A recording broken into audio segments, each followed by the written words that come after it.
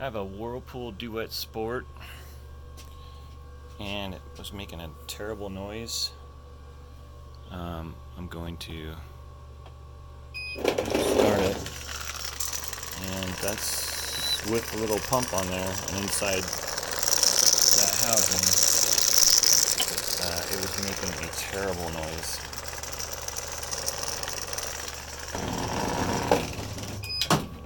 And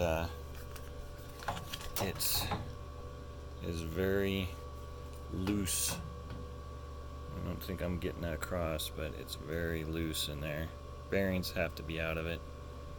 So if your washer's making a real bad noise, this goes on here like this, and I just twisted it on and twisted it off. Actually, this thing was straight up, so it was like this. So twists on, twists off, comes out, and then you have this pump that goes on the end of it. There's a little key on it that fits right into that key. And then of course this is your filter that you need to take out once in a while and find your missing car keys, which is exactly what happened to me.